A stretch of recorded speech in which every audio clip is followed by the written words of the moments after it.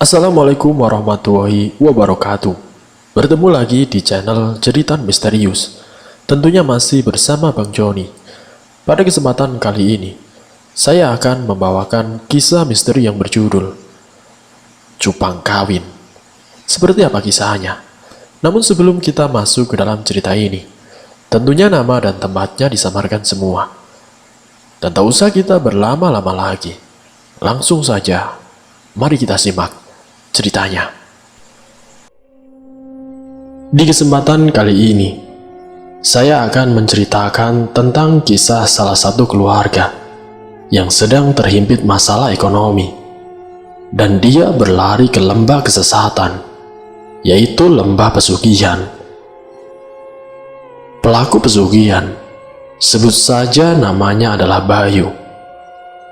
Bayu melakukan pesugihan bukan lewat teman ataupun lewat berita, tapi ketika dia ada masalah ekonomi yang berkelanjutan, yang tidak memberikan kebaikan untuk kehidupannya, dan juga kisruh rumah tangga yang memang sedang dihadapi oleh keluarga Bayu selama beberapa tahun ini. Banyak tetangga yang mendengar cekcok antara keluarga si Bayu ini. Sementara itu istrinya yang masih dalam keadaan mengandung tidak mungkin bisa membantu si Bayu bekerja, yang memang Bayu ini hidupnya hanya sebagai buruh tani. Keadaan istrinya dengan perut yang membesar tidak mungkin hanya mengandalkan pekerjaan si Bayu yang sebagai seorang buruh, yang hasilnya akan digunakan untuk mempersiapkan kelahiran anaknya. Beberapa bulan Bayu berusaha mengumpulkan sisa-sisa bayaran untuk persiapan kebutuhan persalinan anaknya. Namun hasil yang didapatkan ternyata tidak mencukupinya. Yang ada hanya dia merepotkan orang tuanya, bahkan para tetangganya. Hutang dari satu orang ke orang yang lain, yang membuat Bayu dan juga istrinya semakin ruwet dalam urusan rumah tangga.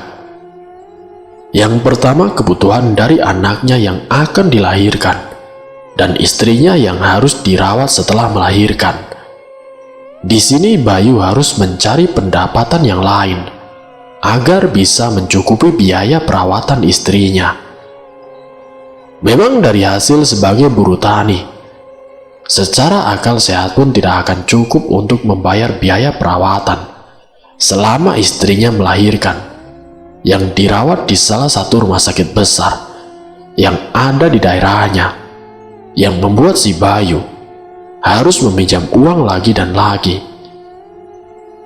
Istrinya yang kembali dari rumah sakit, dan anaknya yang memang harus disambung dengan susu formula, yang memang kebetulan anaknya si Bayu ini tidak mau menyusu lewat ASI ibunya.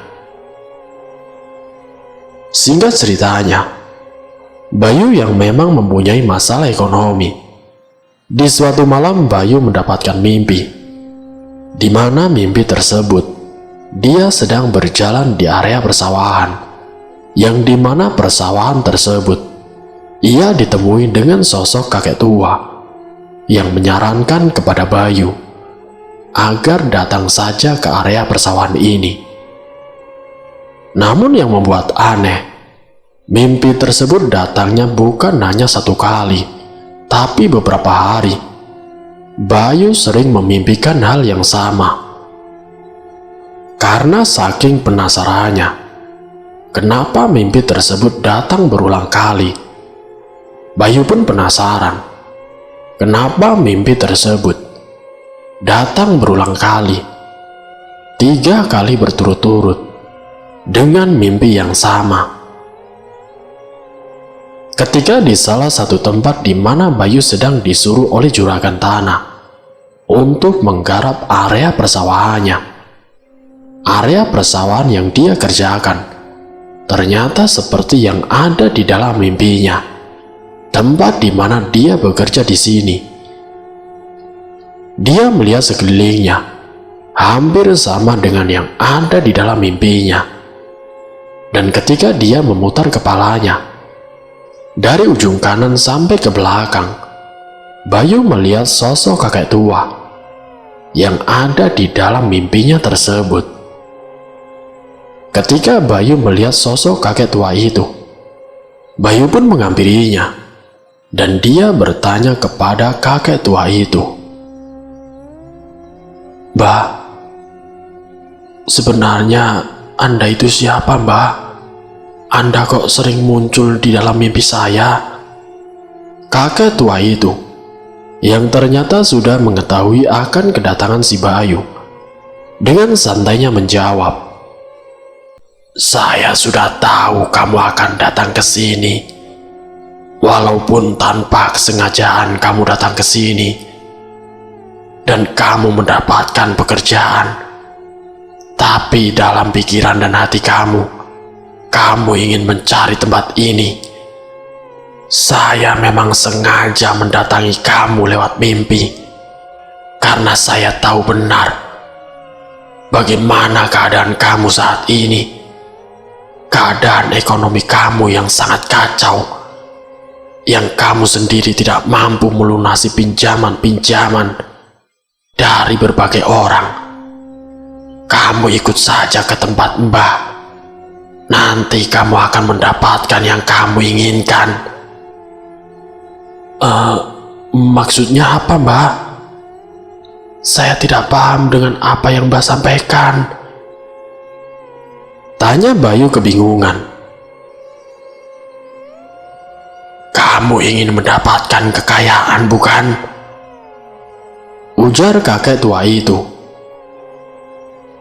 Iya, Mbah. Saya ingin menjadi orang kaya. Saya kepengen agar hutang-hutang saya bisa lunas."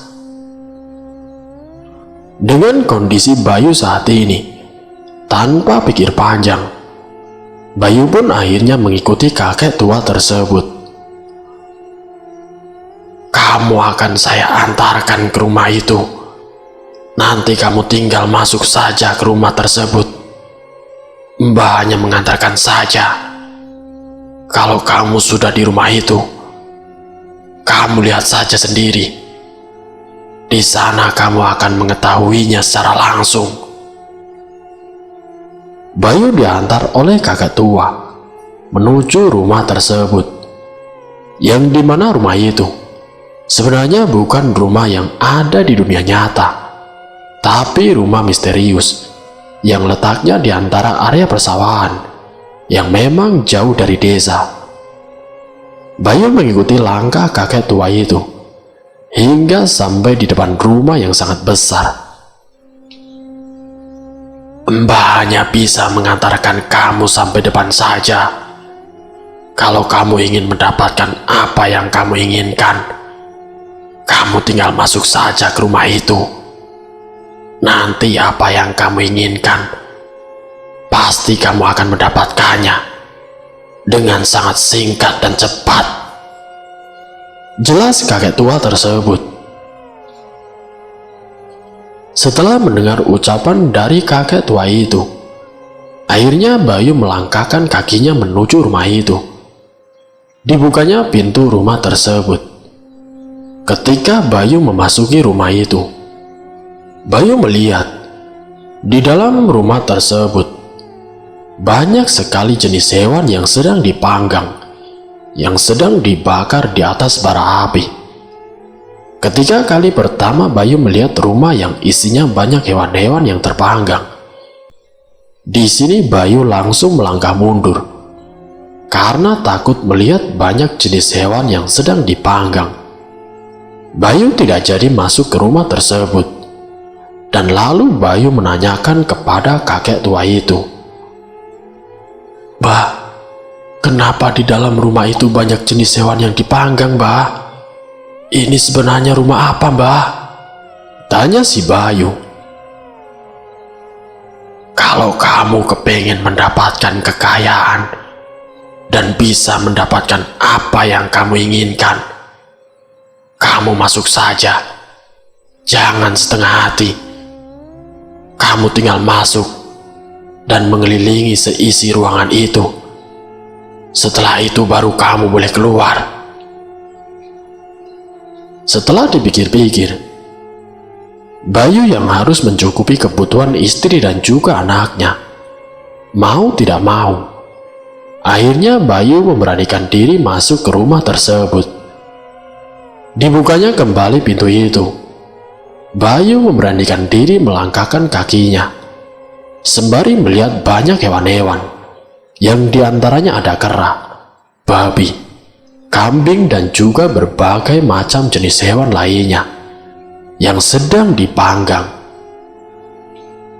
Bayu pun kemudian mengelilingi ruangan tersebut, dan seakan-akan Bayu mendengar jeritan hewan yang masih dalam keadaan dibakar. Rasa ketakutan semakin bertambah. Namun dia berusaha menghilangkannya, karena Bayu harus melakukan apa yang disarankan oleh kakek tua tersebut. Bayu memutari ruangan rumah yang sangat luas, dan sampailah di pintu yang dimaksudkan oleh kakek tua itu. Ketika kakek tua menepuk pundak si Bayu, ia pun berkata, "Kamu sudah sukses." Maksudnya apa, Mbah? Bayu pun kebingungan. "Kamu sekarang bisa melanjutkan pekerjaanmu, tapi saran Mbah, setiap tahunnya kamu harus menikah." Saya harus menikah, Mbah? Menikah pakai apa, Mbah? Uang saja saya tidak punya. Tenang, nanti kamu akan mendapatkan apa yang kamu inginkan, dan istri kamu akan mendapatkan kemudahan. Dengan begitu, kamu akan dengan mudah mendapatkan para istri. Singkat ceritanya, setelah perbincangan dengan kakek tua selesai, Bayu pun menengok ke belakang rumah besar itu, dan dia sempat memasuki rumah misterius tersebut. Ternyata rumah itu sudah kosong, dan hanya hamparan sawah yang sangat luas. Kakek tua yang sedari tadi diajak ngobrol, kini pun sudah tiada. Bayu lalu meninggalkan pekerjaannya dan langsung lari ke rumah. Namun sesampainya di rumah, ternyata Bayu mendapatkan hal yang tidak terduga dari juragan yang menyuruhnya untuk menggarap area persawahannya. Juragan tersebut memberikan bayaran, yang padahal Bayu belum selesai mengerjakan pekerjaannya. Tapi di sini Bayu langsung mendapatkan bayaran. Bayaran selama 1 bulan, yang jumlahnya lumayan banyak. Bayu menggunakan uang itu untuk membuka usaha kecil-kecilan dalam bentuk berdagang. Di sini ternyata usahanya bisa membuat perekonomiannya kembali pulih. Beberapa hutang yang memang terbilang besar bisa dilunasi dalam waktu beberapa bulan dari hasil dagangannya. Usaha tersebut sudah berjalan 3 bulan lamanya, dan Bayu sudah bisa melunasi semua hutang-hutangnya. Dagangannya memang sangat laku keras, dan Bayu sudah meninggalkan pekerjaan yang sebagai buruh tani. Kini Bayu menekuni pekerjaan tersebut dalam kurun waktu hampir setengah tahun lamanya. Namun istrinya dan juga anaknya melihat sosok Bayu merasa aneh. Satu hal yang menjadikan aneh dari perilaku suaminya, dikarenakan tidak pernah melakukan hal yang menjadi syariat secara agama. Bayu tidak lagi melakukan sholat secara rutin, tidak lagi silaturahmi dengan orang tuanya. Istrinya Bayu yang melihat suaminya yang berperilaku aneh, kemudian menanyakan kepada Bayu, "Sebenarnya apa yang kamu lakukan, Mas? Kok sekarang kamu tidak pernah melakukan sholat? Sampean juga tidak sibuk mengurusi pekerjaan?" Istrinya yang mencoba menanyakan keanehan yang dirasakannya, tapi justru mendapat jawaban dari si Bayu. urus saja anakmu. Soal saya mau ibadah, mau tidak, itu urusanku. Kamu sebagai istri, tugas kamu mengurus anak. Jangan membantah." Di lain hari, beberapa waktu setelah pertengkaran itu, di dalam mimpi istrinya si Bayu, beberapa kali dia memimpikan suaminya yang sedang berhubungan dengan orang lain. Istrinya ini menanyakan kepada si Bayu, siapa sebenarnya sosok wanita yang ada di dalam mimpi itu.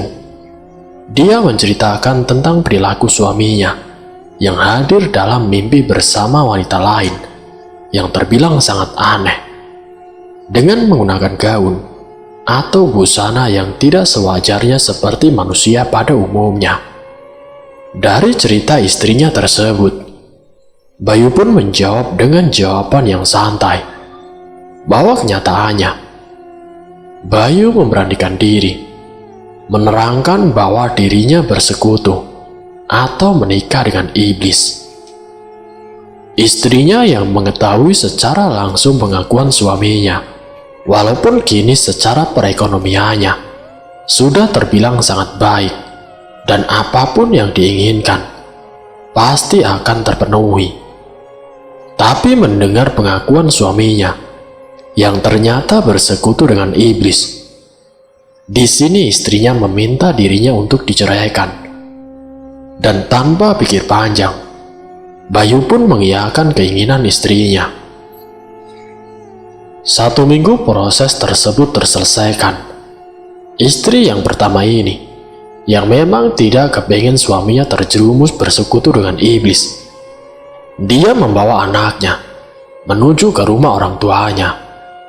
Dia berpikir lebih baik hidup seadanya daripada berkecukupan, tapi dihasilkan dengan bersekutu dengan iblis. Dan singkat ceritanya, semenjak perceraiannya yang sudah 8 tahun lamanya, Bayu bertemu dengan salah satu wanita yang memang niatnya Bayu ini ingin menikahi wanita tersebut.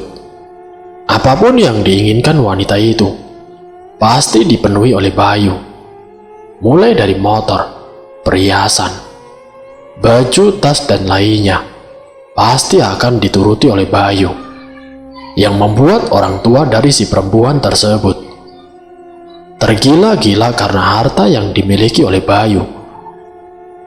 Tanpa pikir panjang, orang tua si perempuan itu menginginkan terjadinya suatu pernikahan. 1 bulan, 2 bulan, semua kebutuhan dari wanita itu dipenuhi. Bahkan orang tuanya selalu diberi uang oleh Bayu. Usaha si Bayu yang tadinya hanya berdagang keliling, sekarang Bayu sudah mempunyai karyawan yang menjual dagangannya. Bahkan Bayu sudah mempunyai usaha lain. Pernikahan dengan iblis, di sini yang masanya hampir 1 tahun, di mana si Bayu harus mempersembahkan tumbal untuk sesembahannya. Bayu yang menikah dengan wanita itu, yang pernikahannya baru berusia 3 bulan lamanya. 3 bulan wanita yang baru dinikahi itu meninggal secara mendadak. Meninggal karena kecelakaan. Dari meninggalnya istri yang baru dinikahinya, kini usaha yang dilakukan oleh Bayu semakin bertambah dengan kekayaan yang bergelimpang. Dari meninggalnya istri yang kedua ini, Bayu pun mencari wanita yang lain dengan berbagai macam iming-iming. Apapun keinginannya akan dipenuhi oleh Bayu, yang membuat wanita bertekuk lutut. Karena harta yang dimiliki oleh Bayu sangat banyak, apapun yang diinginkan oleh wanita yang diincar oleh Bayu pasti akan dipenuhi dan juga dicukupi. Namun di sini istri yang ketiga, di usia pernikahannya yang kurang dari 1 tahun, istri yang kedua meninggal karena kecelakaan di jalan raya. Dan istri yang ketiga ini juga meninggal dunia karena sakit mendadak. Meninggalnya wanita yang dinikahi oleh Bayu membuat para tetangga warga desa tempat tinggal si Bayu merasa sangat aneh. Kenapa wanita yang dinikahi oleh Bayu pasti tidak akan berumur panjang? Si Bayu menuju ke pernikahan yang keempat. Itu pun sama saja, mengakibatkan istri yang dinikahinya selalu meninggal, menjadi korban sesembahan si Bayu. Jadi intinya setiap Bayu menikah, tujuannya adalah wanita yang dinikahi ini akan dijadikan tumbal untuk sesembahannya. Warga desa sudah sangat yakin bahwa si Bayu ini melakukan pesugihan cupang kawin. Kekayaan yang didapatkan oleh Bayu itu dari Bayu melakukan pernikahan. Jika dia berhasil melakukan pernikahan, disitulah kekayaan si Bayu akan semakin bertambah. Sekarang warga desa sudah merasa takut kalau Bayu mengincar wanita atau gadis yang diinginkan, wanita yang ada di sekitar desa, untuk lebih baik menghindar dari kedatangan Bayu. Walaupun diiming-imingi harta yang banyak, tapi semua gadis yang ada di desanya diperintahkan untuk menghindar, bahkan enggan bertemu dengan Bayu. Bayu yang kesulitan mendapatkan istri yang kelima. Bayu pun tidak kurang akal. Akhirnya dia mencari gadis di luar desa. Di situ dia mendapatkan istri yang kelima. Tapi hal yang sama terjadi kembali. Nyawa dari gadis yang dinikahi oleh Bayu lagi-lagi menjadi tumbal sesembahannya si Bayu. Dari kejadian istri yang kelima ini meninggal, 1 tahun 2 tahun Bayu kesulitan mendapatkan wanita, karena memang kabar tersiarnya Bayu tukang nikah atau melakukan pesugihan nikah membuat hampir seluruh warga antara desa dan kecamatan takut kalau Bayu mendatangi ke tempat atau bertemu dengan salah satu gadis yang diincarnya. Kini hampir setiap wanita yang didekati oleh Bayu berusaha menghindar, bahkan tidak sedikit pun berani menerima apa yang dikasih oleh Bayu, karena mereka sudah tahu bahwa niatan Bayu ini untuk menjadikan incarannya, untuk dijadikan tumbal pesugihan. Kini Bayu merasa kesulitan untuk mencari istri hingga 3 tahun lamanya. Kekayaan ini semakin menyusut karena di setiap pesugihan apapun, ketika tumbal yang harus dipersembahkan tidak diberikan, yaitu akan mengurangi apa yang sudah dimilikinya. Apalagi dengan keadaan si Bayu yang sudah 3 tahun lamanya tidak mempersembahkan tumbal untuk sesembahannya. Dapat dipastikan, kini kekayaan Bayu akan menyusut dan turun secara drastis, hingga menjadikan si Bayu ini mengalami hal yang tidak diinginkan. Bayu mengalami kebangkrutan, yang dimana seperti saat kali pertama bertemu dengan orang tua dalam keadaan tidak mempunyai apa-apa. 3 tahun tanpa persembahan membuat Bayu menjadi bangkrut, bahkan terlilit hutang yang semakin banyak. Sungguh naas nasib si Bayu. Ia mengalami kebangkrutan. Tidak ada sedikit pun harta yang tersisa. Setiap harinya pasti ada orang yang menagih hutangnya, hutang yang tidak kunjung dilunasi. Akhirnya Bayu pun melarikan diri karena takut akan menjadi incaran para penagih hutang. Bayu melarikan diri, menemui istri yang pertama. Dan ketika istrinya ini mengetahui bahwa sosok yang dihadapannya ini adalah mantan suaminya, tapi dengan keadaan pakaian yang lusuh, dengan wajah yang pucat, tapi mantan istrinya tetap menerima keberadaan mantan suaminya yang sudah sangat berubah. Bayu disuruh untuk masuk. Dan di dalam rumah tersebut ada anak kecil. Di sini anak kecil itu menanyakan tentang tamu dengan pakaian yang lusuh. Dia menanyakan kepada ibunya, "Bu, itu siapa, Bu?" "Oh, ini temannya ibu, Nak. Kamu masuk ke kamar dulu ya, ada tamu." "Iya, Bu." Setelah anak kecil itu pergi, Bayu menanyakan tentang siapa anak tersebut. Dan lalu mantan istrinya menjawab kalau dia adalah anaknya. Bayu yang melihat anaknya yang tumbuh dengan keadaan yang sehat walafiat membuat Bayu menangis, menyesali semua perbuatannya dan juga perilakunya selama ini. Kini hampir 1 bulan Bayu dirawat atau menginap di rumah mantan istrinya. Anaknya menanyakan tentang keadaan orang yang dianggap tamu oleh ibunya. "Bu, sebenarnya orang itu siapa sih, Bu?" Mendengar pertanyaan setiap hari dari anaknya, siapa orang gila itu? Ibunya tidak kuasa mendengar pertanyaan dari anaknya. Ibunya ini dengan kesedihannya meneteskan air mata. Dalam keadaan menangis, anaknya lalu menanyakan, "Loh, kenapa ibu menangis, Bu? Ibu kenapa?" Dijawab oleh ibunya, "Ibu tidak apa-apa, Nak." Dengan berat hati, akhirnya ibunya menceritakan tentang siapa sosok yang selama ini dirawat di rumahnya, yang di hadapan anak kecil ini adalah bapaknya. Dia hanya menceritakan tentang siapa sebenarnya orang tersebut. Ketika anak ini sudah tahu bahwa yang dianggap orang gila ini adalah bapaknya, anak ini bukannya takut atau sedih.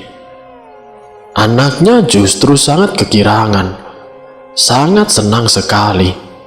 Bahkan ketika ibunya memberitahu siapa sebenarnya orang yang selama ini dirawat, anak itu langsung mendatangi dan mengetuk pintu kamar yang dimana bapaknya sedang istirahat. Pintunya diketuk dan dipanggil dengan nada buru-buru, "Bapak, Bapak." Bayu yang mendengar panggilan dari sang anak, dia lalu membuka pintu, dan Bayu pun terkejut karena dia tidak berpikir sedikit pun kalau dirinya akan dianggap sebagai bapaknya dari anak yang selama ini ditinggalkan olehnya. Anak itu langsung memeluk Bayu dengan eratnya dan enggan melepaskannya. Bayu yang mendapatkan pelukan dari sang anak tak kuasa menahan air matanya.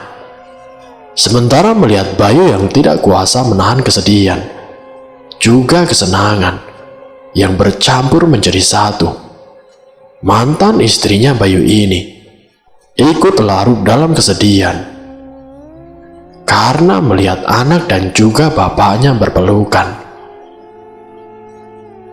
Kini akhirnya bapak dan anak saling bertemu. Bayu pun melepaskan pelukan dari anaknya.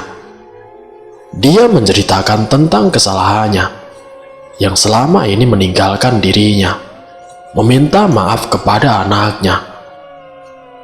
Namun di sini, Bayu tidak menceritakan tentang perilaku pesugihannya. Singkat ceritanya, hampir 3 bulan lamanya, Bayu yang menginap dan sudah diakui bahwa dirinya ini adalah bapak kandungnya. Tapi kondisi antara mantan istrinya dan juga si Bayu yang memang sudah bercerai tidak membuatnya kembali rujuk. Bayu tetap dianggap sebagai mantan suaminya, sementara si Bayu yang masih merengek agar mereka bersatu kembali. Namun sebelum mereka kembali bersatu, kembali ke pernikahan yang sah, nyawa Bayu sudah melayang. Bayu meninggal dunia akibat terkena serangan penyakit yang aneh. Beberapa hari semenjak Bayu dikebumikan, di dalam mimpi istrinya Bayu, dia bermimpi kalau si Bayu ini dalam keadaan terbakar di dalam rumah yang tidak diketahui di mana rumah itu. Kejadian tersebut muncul dalam mimpinya, bahkan sudah 3 kali berturut-turut. Dia selalu bermimpi si Bayu dibakar di atas bara api, dengan suara jeritan si Bayu yang meronta-ronta. Karena saking seringnya bermimpi seperti itu, dia pun menanyakan kepada salah satu orang yang mengetahui arti mimpi itu. Ketika dia bertemu dengan salah satu ustadz, dia menceritakan tentang mimpinya yang 3 kali berturut-turut. Ustadz tersebut menyampaikan arti mimpi yang dialami mantan istrinya si Bayu dengan sangat jelas, bahwa apa yang sebenarnya terjadi di dalam mimpi itu adalah kenyataan yang nyata yang harus dihadapi oleh si Bayu, kalau dirinya harus mengalami siksaan sebagai sang abdi daripada sesembahannya. Di dalam cerita ini, kita bisa mengambil hikmah dan juga pelajarannya secara jelas, bahwasanya setiap pesugihan dalam bentuk apapun yang dilakukan oleh setiap manusia yang bersekutu dengan iblis tidak akan memberikan hasil yang baik. Yang ada hanya kesenangan yang bersifat sementara.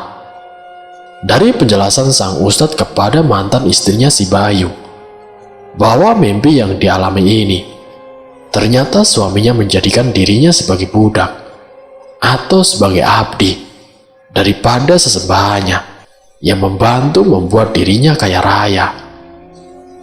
Wassalamualaikum warahmatullahi wabarakatuh.